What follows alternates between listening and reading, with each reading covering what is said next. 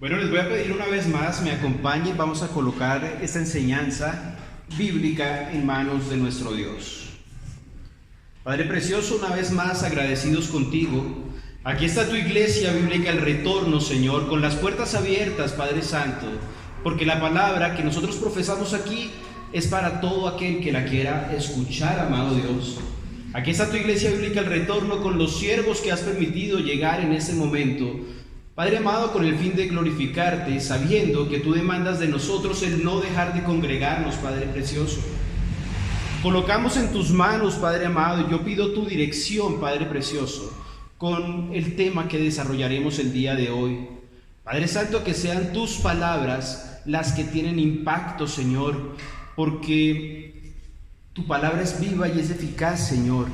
Y no se trata de lo que yo pueda transmitir, sino de lo que tú quieres transmitir a cada uno de los presentes, como a cada uno de los que nos van a observar más adelante por medio de nuestro canal en YouTube, Señor. Pido tu dirección, Señor, que tu Espíritu Santo sea el que hable lo que he de hablar, amado Dios. Padre amado, este tiempo, Padre, bendícelo y glorifícate, Señor, porque sabemos que donde hay dos o más reunidos en tu nombre, aquí estás. En este momento estás tú aquí con nosotros, Señor. Y por eso, Señor, queremos dar lo mejor de nosotros para ti. En todo momento, lo mejor de nuestras vidas para ti, Señor. Como tú lo dices, ya las cosas viejas pasaron y todas son hechas nuevas. Y todos los días nos regeneramos y nos renovamos, Señor, porque cada día queremos ser mejores para ti, amado Dios. Por eso te damos gracias y ponemos este tiempo en tus manos, en el nombre de nuestro Señor Jesucristo. Amén.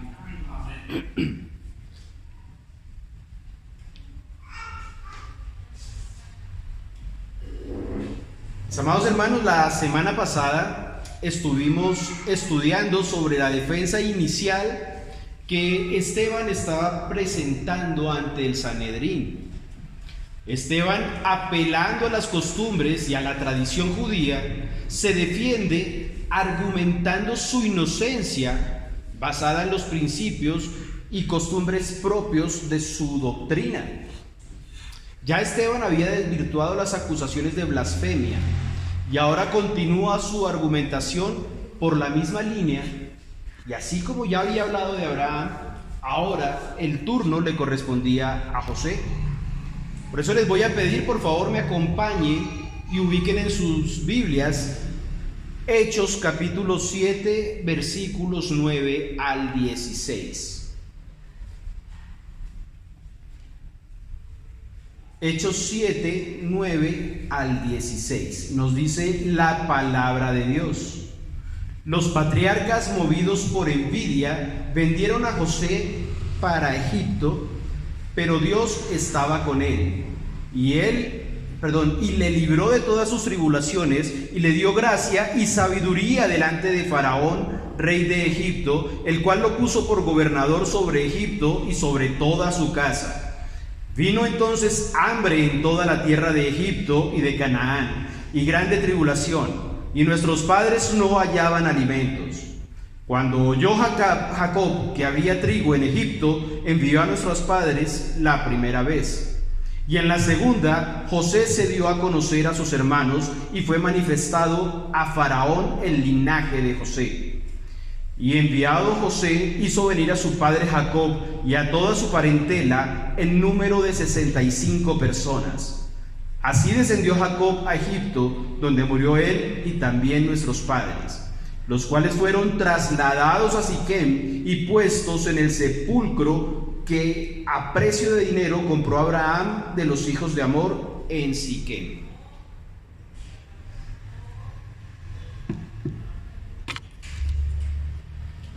El día de hoy la enseñanza la hemos titulado Esteban argumenta en su defensa, y vamos a desarrollar 3 puntos. El primero, vivir como escogidos dentro del plan de Dios. El segundo, el plan de Dios con sus hijos. Y el tercero, el descanso de Dios para sus hijos. Como lo podemos ver, el pasaje nos indica que el siguiente ejemplo de la historia de Israel es José. Esteban no menciona a Isaac y su referencia a Jacob es en relación con José en Egipto. Miren, las inclusiones y omisiones que hace Esteban en su relato histórico reflejan su deseo de mostrar a los miembros del Sanedrín que Dios cuidó de los patriarcas en esa tierra extraña. Y pasamos a desarrollar entonces el primer punto: vivir como escogidos dentro del plan de Dios. Voy a repetir los dos primeros versículos que leímos hace un momento, Hechos 7, 9 y 10. Nos dice entonces la palabra de Dios: los patriarcas, movidos por envidia, vendieron a José para Egipto, pero Dios estaba con él, y le libró de todas sus tribulaciones, y le dio gracia y sabiduría delante de Faraón, rey de Egipto, el cual lo puso por gobernador sobre Egipto y sobre toda su casa. Jacob consideraba a José su primogénito porque fue el primer hijo que tuvo con Raquel. Una vez más, yo les voy a pedir, tomen nota de algunos pasajes que por tiempo no alcanzamos a desarrollar el día de hoy. Y esto lo encontramos, por ejemplo, en Génesis 30, 24. Jacob amaba a Raquel, pero no amaba a Lea. A Lea la quería y sentía un aprecio por ella, pero no era la mujer a la cual él amaba.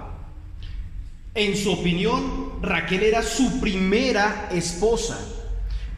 Génesis 29, de hecho, nos relata que Labán había hecho un trato con Jacob en el cual él trabajaría 7 años sin recibir un pago por su trabajo para poderse casar con Raquel, ¿verdad? Sin embargo, Jacob fue engañado y fue casado con Lea.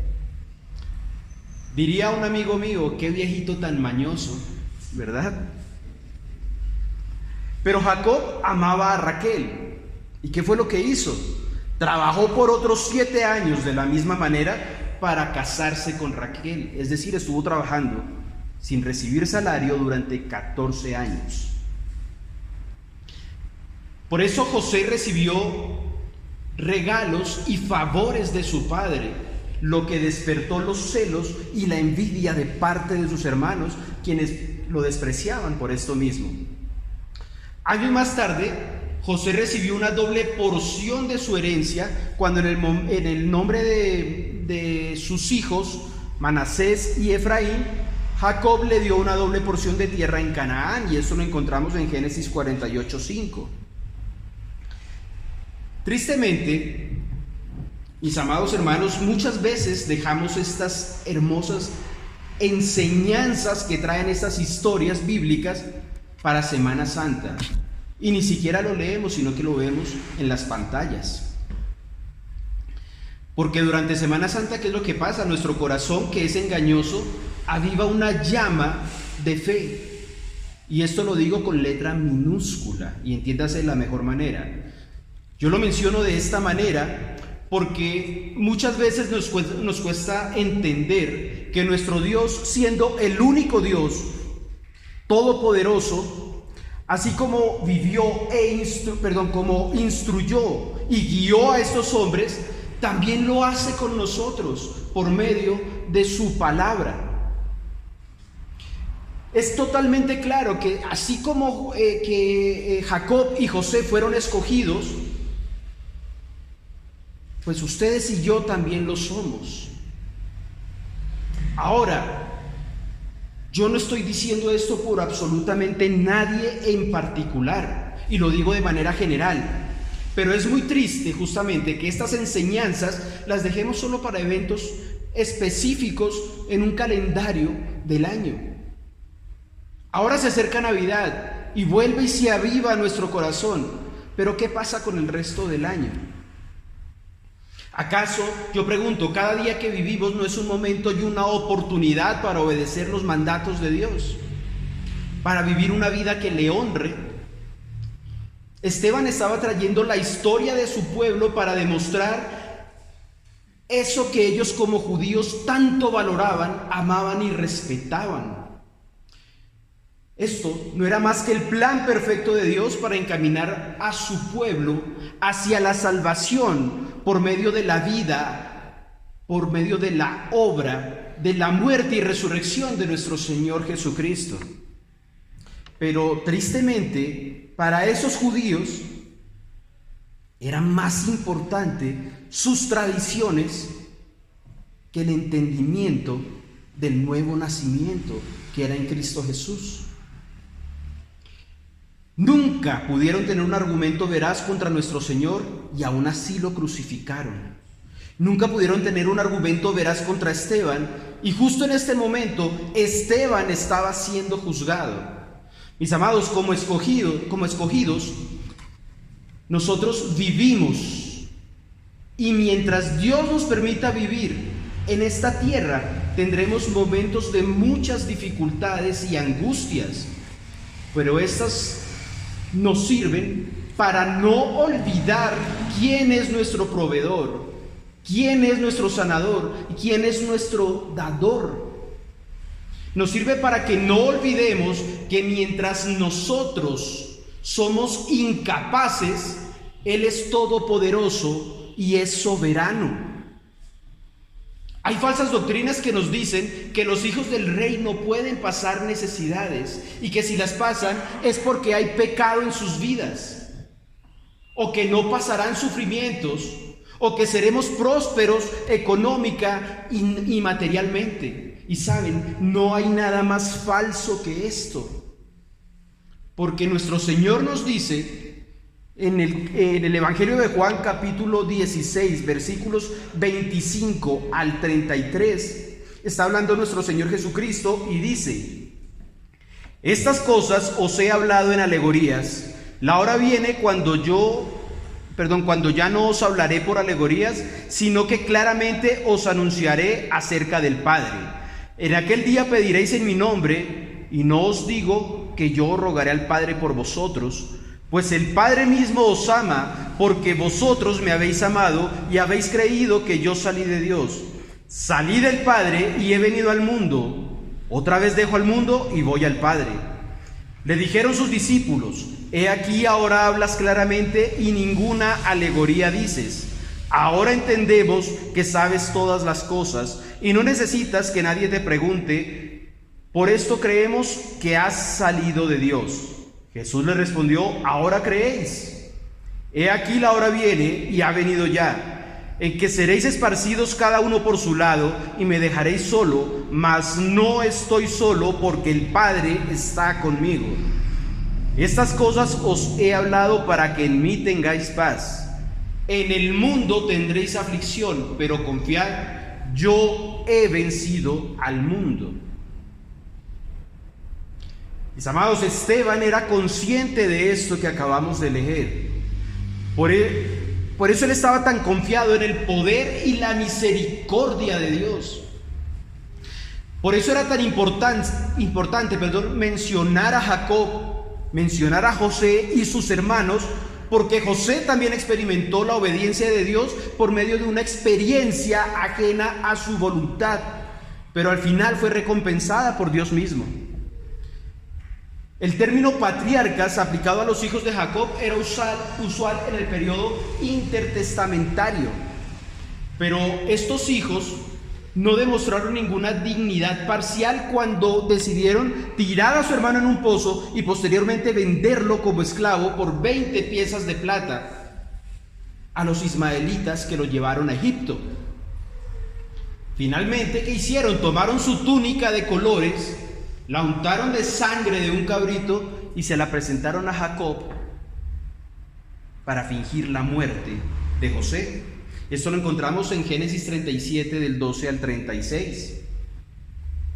Miren el paralelo entre la venta de José y la traición a nuestro Señor Jesús. Los patriarcas vendieron a su propio hermano a extranjeros, y los judíos entregaron a nuestro Señor Jesucristo a los romanos para que fuera crucificado. Pero ¿saben qué es lo hermoso de todo esto, mis amados? Que Esteban obvia los detalles las añadiduras y se centra en el mensaje principal, y es que Dios estaba con él y le libró de sus tribulaciones. Dios cuidó de José, quien estaba solo en tierra extraña, en Egipto, y la presencia de Dios en aquel país fue real, como José lo pudo testificar, porque Dios lo bendijo al librarlo de la tentación en casa de Potifar y de un largo periodo de prisión. Todo esto también lo vamos a encontrar en Génesis 39, 2, 21 y 23. Dios le hizo ganar el favor del faraón a José y le dio sabiduría divina para interpretar los sueños y sugerirle soluciones para la hambruna que se avecinaba. Génesis 41 del 25 al 36. Después, ¿qué pasó? José fue puesto como gobernador sobre Egipto en el palacio por orden del faraón. Esteban nos dice que Dios hizo de José el segundo hombre más poderoso después del faraón. Era el oficial más alto del palacio y el consejero principal del faraón. Todo esto nos indica en consecuencia que Dios estaba en control del gobierno en la tierra del faraón. Esto no es más que Dios cuidando de sus hijos, mis amados. Ese cuidado que usted y yo sentimos bajo el abrigo de nuestro Señor. Deuteronomio 31:6 nos dice: esforzaos y cobrad ánimo. No temáis ni tengáis miedo de ellos, porque Jehová tu Dios es el que va contigo, no te dejará ni te desamparará. Así como nuestro Señor cuidó de José, así como nuestro Señor con su propósito utilizó a Esteban también en ese momento, hoy el turno es para nosotros, mis amados hermanos, que somos llamados, que somos escogidos y como tal tenemos una responsabilidad, primero delante de Dios y segundo con nuestra iglesia, ir y proclamar el nombre de Cristo a esas almas que están afuera y se están perdiendo. Estamos llegando a celebrar la Navidad, pero el mundo la celebra de una forma incorrecta. Y si nosotros conocemos la forma correcta y el verdadero sentido y el por qué lo hacemos, tenemos la obligación, no es voluntario, tenemos la obligación de ir y llevar este mensaje a quienes están esperando buenas noticias afuera. Y damos paso al segundo punto, que es el plan de Dios con sus hijos. Hechos 7 del 11 al 14, y nos dice la palabra de Dios: vino entonces hambre en toda la tierra de Egipto y de Canaán, y grande tribulación, y nuestros padres no hallaban alimentos. Cuando oyó Jacob que había trigo en Egipto, envió a nuestros padres la primera vez, y en la segunda José se dio a conocer a sus hermanos, y fue manifestado a Faraón el linaje de José. Y enviando José, hizo venir a su padre Jacob y a toda su parentela, en número de 75 personas. La hambruna predicha por José cuando interpretó los sueños del faraón llegó a ser una realidad que afectó no solo a Egipto, sino también a Canaán. No olvidemos, mis amados, que cuando Dios decreta, nada ni nadie puede cambiarlo. Y esta situación ya había sido determinada por Dios. Solo era cuestión de tiempo para que Dios diera el momento de cumplir su propósito. En su providencia, Dios envió a José a Egipto para salvar las vidas de su padre, sus hermanos y sus familias. Génesis 45, 5 y 7. La expresión grande tribulación describe los sufrimientos y la muerte de multitud de personas y de animales cuando por un periodo de 7 años no hubo cosecha alguna. Y preparando la enseñanza y estudiando, esto me recordaba esos momentos que vivimos nosotros en medio de esta pandemia. ¿Lo recuerdan? Miren, por la gracia de Dios, la gran mayoría de nosotros tuvimos el sustento para suplir nuestras necesidades. Pudimos vivir y ver la mano y la misericordia de Dios con su pueblo. Pero también fuimos testigos de muchas familias que pasaban necesidades, porque veíamos pañuelos o trapos rojos colgados en las ventanas como una señal de auxilio. Ayúdenme, porque no tengo que comer. Déjenme una libra de arroz, aceite, lo que quieran, pero ayúdenme. Era el clamor. Muchas familias se quedaron sin trabajo y escuchamos a muchos clamando desde las rejas afuera de nuestros conjuntos, gritando y pidiendo comida, pidiendo auxilio. La gran mayoría de nosotros, mis amados, fuimos sensibles a esos pedidos de ayuda que escuchábamos, y de lo que teníamos en nuestras casas dábamos y compartíamos. Y sabe, yo sé y tengo claro que lo hacíamos con amor. Sentíamos en nuestro corazón el sufrimiento y la angustia de los demás, porque esta situación sensibilizó nuestros corazones. Ahora bien, ¿qué nos pasó?, pregunto yo. Porque pasó la pandemia y el mundo recobró su andar, nuestros afanes, nuestras carreras, y nos volvimos a endurecer. Otra vez volvió la tranquilidad, claro, porque Dios lo permitió, pero nuestro corazón se endureció. Y hoy vemos a los que piden en la calle y pensamos que trabaje, que haga esto o lo otro. Está muy joven, que no sea sinvergüenza. Nos volvimos jueces, olvidando que Dios nos manda a ser misericordiosos con los demás y a no juzgar absolutamente a nadie. Otra vez nos endurecimos. Y saben, es que ser escogidos, mis amados, nos obliga no por imposición, sino por convicción a vivir como escogidos. A dar la mano al caído, a dar de beber al sediento, a dar de comer al hambriento y a predicar la palabra de salvación al perdido, mis hermanos.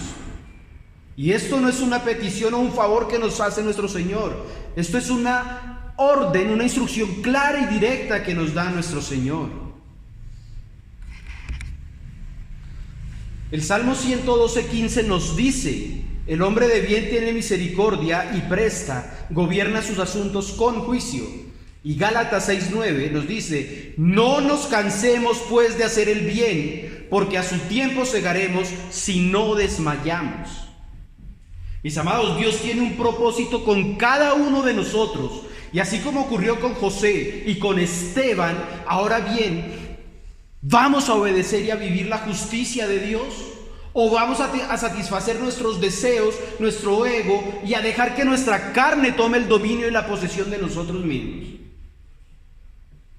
Mis amados, si somos escogidos, yo estoy seguro que vamos a obedecer la voz de Dios genuinamente, porque queremos glorificar a aquel que nos salvó, escogiéndonos de entre lo más vil del mundo, algo que no merecíamos, pero por gracia somos salvos.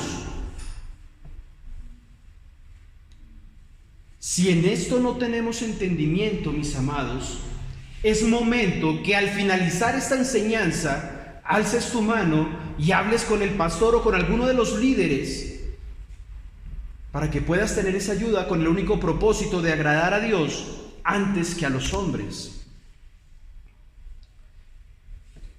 Egipto depende de las aguas del río Nilo y no de una precipitación fluvial para el crecimiento de sus siembras. Por su parte, Palestina recibe estas precipitaciones que llegan desde de las nubes procedentes del mar Mediterráneo.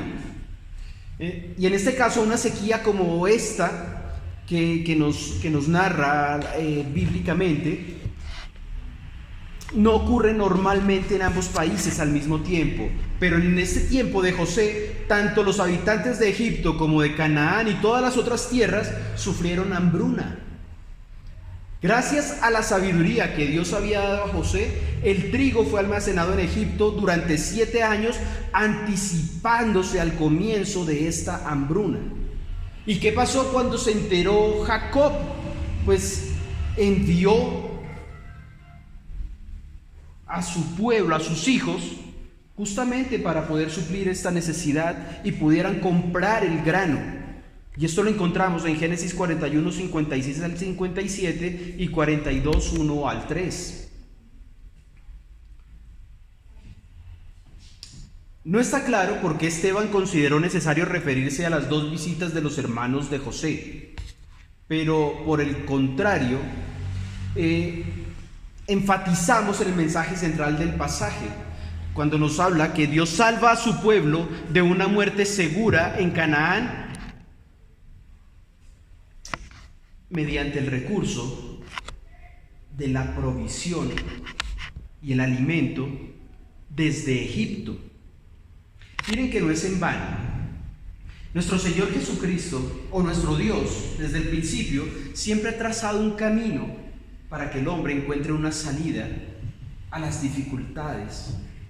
La última salida y la única importante ahorita ya en este momento es nuestro Señor Jesucristo. Nosotros ya nada tenemos que hacer. Lo cantábamos hace un momento, Jesucristo basta. Nada tenemos que hacer. Nada depende de nosotros. Pero a veces somos tan contumaces y rebeldes que de verdad creemos que tenemos tal potestad y autoridad para pasar a nuestro Dios a un segundo plano y que las soluciones salgan de nosotros mismos con toda nuestra perfección e imperfección. Somos arrogantes. Cuando José fue vendido como esclavo a Egipto, tenía 17 años de edad, y 20 años más tarde sus hermanos no lo reconocieron. Claro, José en ese momento estaba rapado como los egipcios, sus trajes eran egipcios y les hablaba por intermedio de un intérprete.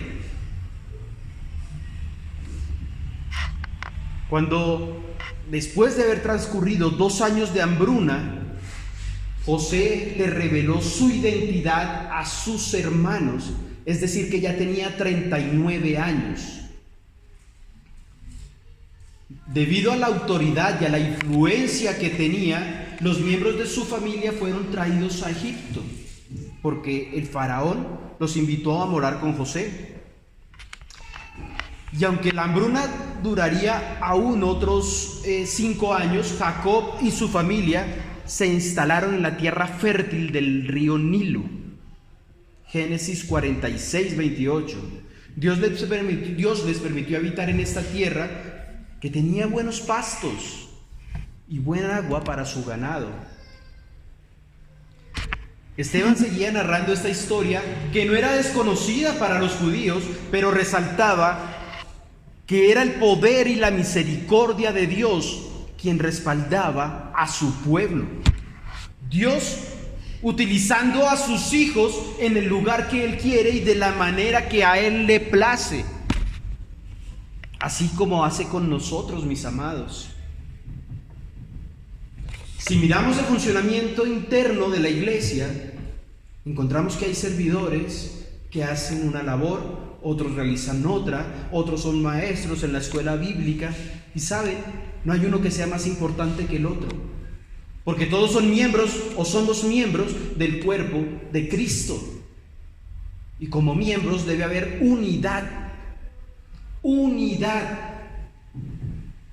Como lo decía el Señor, yo y el Padre uno somos.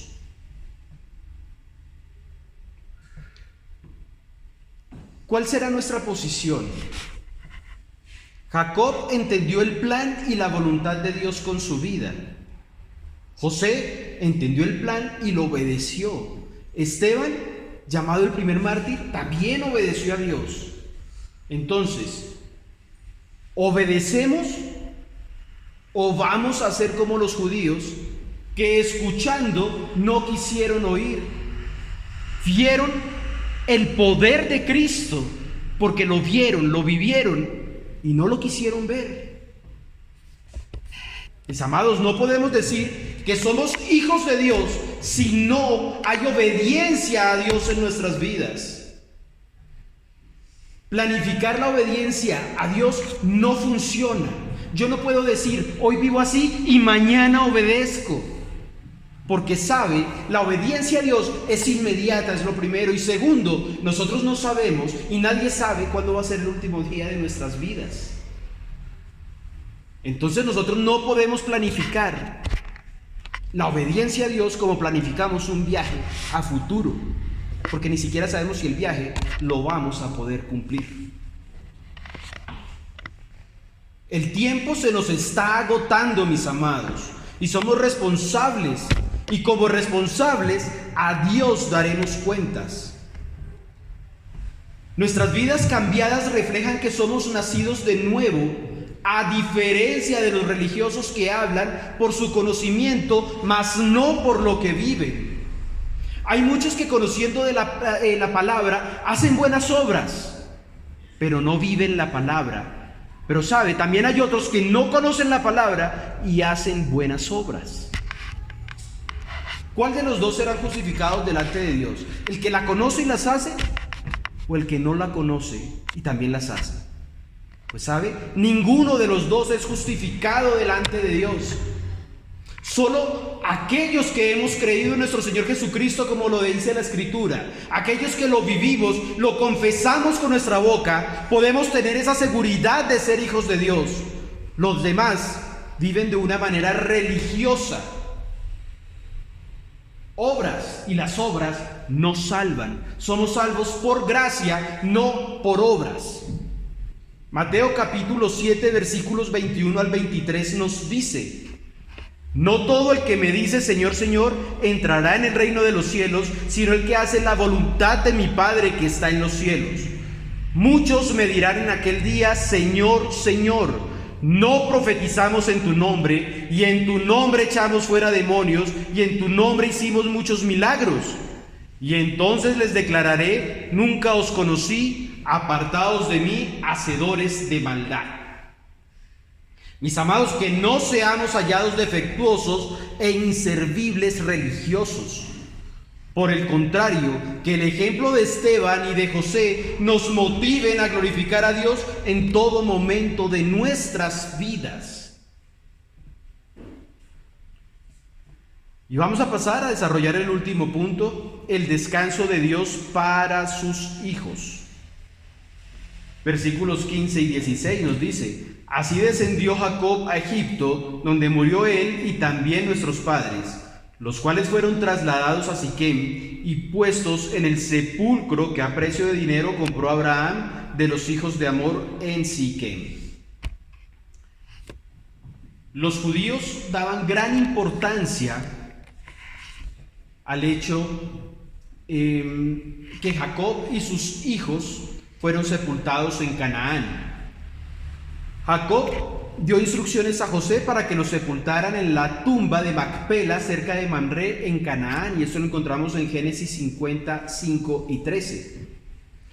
Y a su vez José dijo a los descendientes de Jacob que sacaran sus huesos de Egipto, Génesis 50, 25. Siglos más tarde los israelitas lo enterraron en la tierra que Jacob había comprado a los hijos de Hamor. Esteban y su audiencia conocían claramente las Escrituras y lo suficiente como para entender y acordarse de todo el relato que estaba entregando Esteban en ese momento. Cuando Esteban habla de sus cuerpos, los miembros del Sanedrín tienen claro que está hablando de los cuerpos de Jacob y de José, y que estos dos fueron sepultados en lugares diferentes. Jacob en la cueva de Macpela y José en el pedazo de tierra que había comprado en Siquem. Mis amados, a nadie le gusta meterse en problemas. A veces se nos aconseja evitar confrontaciones a toda costa, aunque hay que reconocer que muchos de estos problemas son de nuestra propia elaboración. A veces somos golpeados por adversidades que están totalmente por fuera de nuestro control, como por ejemplo la muerte repentina de un familiar o de un amigo, la pérdida de un trabajo, persecuciones, pobreza, en fin, diferente tipo de dificultades. Son todas situaciones que a veces nos parecen pruebas mandadas por Dios. Y a veces llegamos a exclamar cosas como: Dios, ¿hasta cuándo? Dios, ¿por qué a mí? Pero miren ustedes que a los 17 años José fue vendido como esclavo, fue llevado a Egipto, fue tentado por una seductora mujer en casa de Potifar, fue encarcelado y abandonado. Pero ¿sabe algo? Y óiganlo bien, y si quiere cierre los ojos y piense en usted mismo. Dios estaba con él. Dios está contigo, Dios está conmigo, está con nosotros porque Dios es bueno. No podemos decir, y estoy seguro de esto, que nunca hemos sentido el cuidado y la protección de nuestro Dios. O me van a decir que cuando nos duele una muela, Dios no escucha nuestro clamor. Y tanto nos ha escuchado que ha permitido la formación de hombres en las ciencias de la salud para sanar estos dolores de muela. Ahora bien, José vivía esa fe que le generaba esa seguridad, que fue suficiente para que él, siendo joven, huyera de la tentación. Por esa fe fue lleno de sabiduría divina para aconsejar al faraón. Por su fe fue firme en medio de la idolatría egipcia y finalmente poder perdonar a sus hermanos. José sabía que Dios oraba José sabía que a Dios oraba de tal manera que él siempre le iba a escuchar y le iba a marcar un camino de salida ante las dificultades. Y asimismo Esteban sabía que el camino ya estaba trazado y apuntaba a una sola dirección, a nuestro Señor Jesucristo.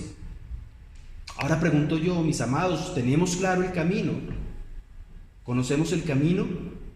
¿Conocemos la verdad? ¿Y conocemos la vida? Esteban lo creía con el corazón y lo confesaba con su boca. Por eso estaba viviendo esta situación que estaba viviendo. Romanos 10:10 nos dice: porque con el corazón se cree para justicia, pero con la boca se confiesa para salvación.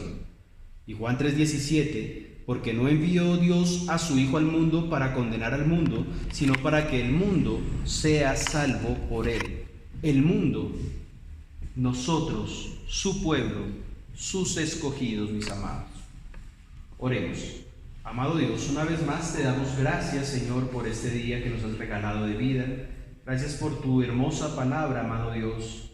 Gracias porque siempre nos estás mostrando, Padre, que tanto las situaciones como las diferentes vivencias, Señor, y aún los momentos de alegría, todos son para glorificarte, porque siempre nos trazas un camino, Padre. Y en este caso, ya todo está dado, todo está hecho y todo está dicho. Nuestro Señor Jesucristo, nuestro Señor y Salvador. Padre, te oramos ahora también por los diezmos y ofrendas, amado Dios. Tenemos aún compromisos pendientes por cumplir, Señor. Sabemos de tu respaldo y tu fidelidad y te pedimos por tu provisión, Señor. Te damos gracias en el nombre de nuestro Señor Jesucristo. Amén. Amén.